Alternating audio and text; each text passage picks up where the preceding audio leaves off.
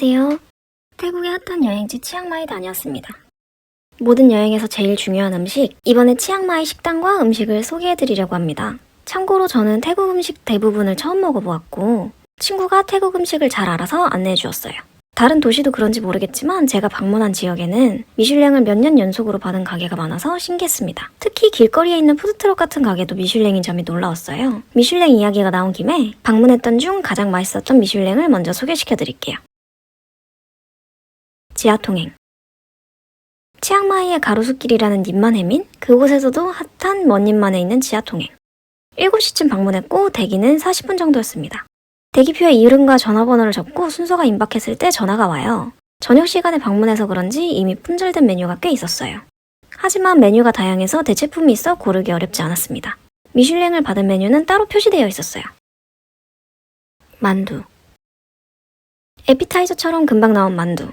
소가 많이 들어있지 않으나 소고기의 풍미가 확 느껴졌어요. 그냥 먹었을 때와 함께 나온 간장에 찍어 먹었을 때 맛이 많이 달라져서 처음에는 기본으로 나중에는 양념을 찍어 드셔보시는 걸 추천드려요. 양념도 풍미가 굉장하더라고요. 모닝글로리. 모닝글로리는 초면이 아니었어요. 다른 곳에서 먹었던 모닝글로리는 푹 익혀서 흐물흐물한 식감이었는데 지하통행의 모닝글로리는 아삭아삭하고 맛있었습니다. 국내 음식점에서 김치가 맛있으면 맛집이라는 말이 있잖아요. 모닝글로리가 이 정도면 여긴 맛집이다 라고 생각했을 정도로 완벽히 제 취향으로 맛있었습니다. 푸파퐁 커리. 제가 카레를 별로 안 좋아해서 살짝 머뭇거리는 음식이었어요. 푸파퐁 커리는 절대음감으로 푸파퐁 커리, 푸파퐁 커리 할 때는 알았지 전혀 먹어볼 생각을 안 해봤거든요. 지하통행의 푸파퐁 커리는 소프트 크랩을 사용한 정통 방식으로 만들어졌는데 먹자마자 맛은 있는데 어떤 맛이라고 설명할 수 없는 느낌이었어요. 제 취향이 아닌 카레 맛은 거의 느껴지지 않았고 맵지도 않은 크리미한데 담백한 신기한 맛이었습니다. 다른 음식으로 대체할 수 없는 맛이라 한국에서도 맛집을 찾아보게 될 것 같아요. 진짜 맛있었어요. 구운 오리. 미슐랭을 받은 메뉴라서 특히나 기대했던 오리구이. 맛은 있었지만 국내에서 먹어본 오리고기와 비슷한 맛이었어요. 오리 백숙 맛에 훈제오리 식감에 살짝 바삭함이 있었습니다.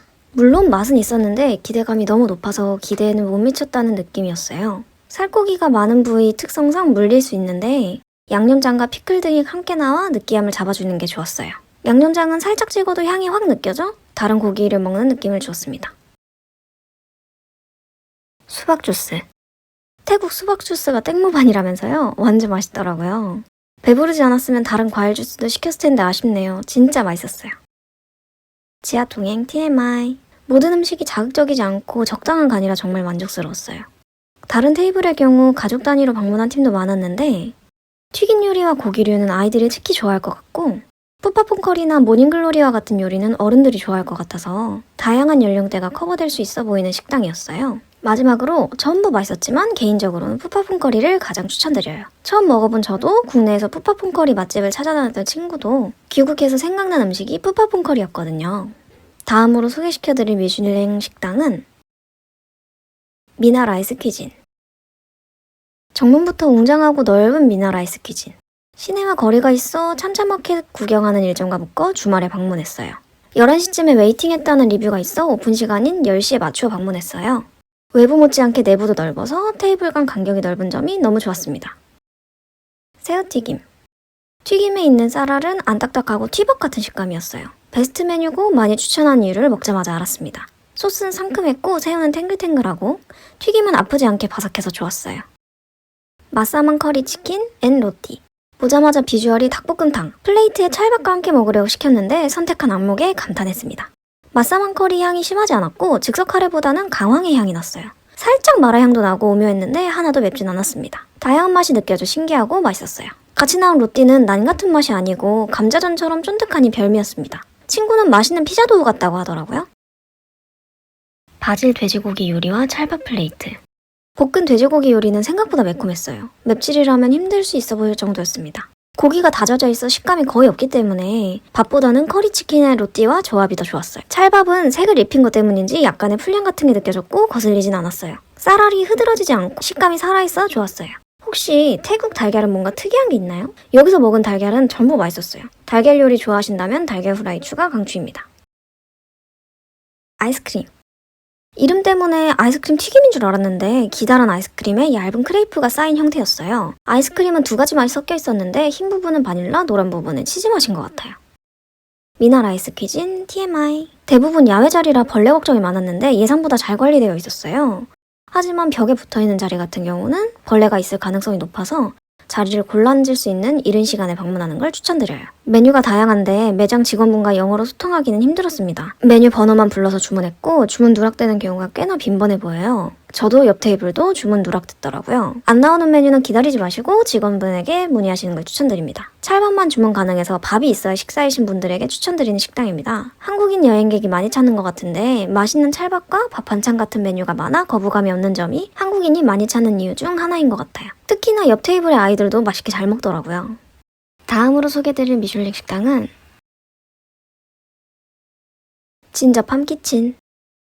지하통행과 같은 원림만에 위치한 진저팜. 구글에 안 좋은 평도 좀 있어서 고민했는데 채소에 채소를 싸먹는 음식이 너무 궁금해서 방문했습니다. 들어가자마자 매장 내부에서 이상한 냄새가 나서 기분이 좀 그랬지만 다행히도 주문할 때쯤엔 익숙해져서 괜찮습니다. 메뉴판을 받자마자 두께에 굉장히 당황했어요. 책을 주시는데 메뉴별로 모두 사진이 포함되어 있어 고르기 편했어요. 메뉴판에서 고객을 생각했구나 하는 느낌을 받았습니다. 튀긴 돼지고기 요리와 3가지 디핑 소스. 바삭을 넘어서 딱딱해서 살짝 치아가 버거웠어요. 디핑 소스는 각각의 맛이 많이 달라서 취향이 갈릴 것 같은데 저는 매콤한 소스만 괜찮았고 나머지 2종류는 취향이 아니었습니다. 인기가 많은 메뉴이고 맛이 없기 힘든 메뉴라서 주저하지 않고 주문했는데 생각을 좀 해보는 게 나을 것 같아요. 고기라서 좋지만 씹기 힘들 정도로 하드한 튀김과 이 소스는 맛있다 하는 게 없는 3가지 디핑 소스의 조합이라 추천드리기는 힘들 것 같습니다. 케일 잎과 에피타이저. 싸서 한 번에 먹는데도 모든 재료의 맛이 느껴져서 신기했던 에피타이저. 처음에는 레몬그라스 향이 많이 나서 후엔 재료의 양을 조절해가며 나름의 커스텀으로 만들어 먹었어요. 소스는 케일 안에 넣어서도 먹어보고 찍어서도 먹어봤는데 보이는 점성보다 먹었을 때는 그렇게 진하지 않아서 많이 넣어도 맛있었습니다. 해외여행을 하면 샐러드 같은 음식을 먹지 않아 야채를 먹고 싶을 때가 있잖아요. 처음 접해봐서 색다르기도 했고 가볍고 부담스럽지 않은 너무너무 만족했었던 음식이었습니다. 똠양꿍. 진저팜에서 처음 먹어본 똠양꿍은 생각보다 맛있었어요. 코코넛 과육이 들어있어 국에 과일이 들어간 생소함을 느끼며 맛을 봤습니다. 먹자마자 맛이 오묘하다는 말을 했는데 신맛과 매콤한 맛이 동시에 느껴지고 다양한 향이 신기했어요. 신선로 같은 그릇에 나와서 그런지 보온이 잘 되어 마지막까지 따뜻했고 국물까지는 어색한 맛이었지만 새우는 맛있게 잘 먹었습니다. 진저팜 키친 TMI.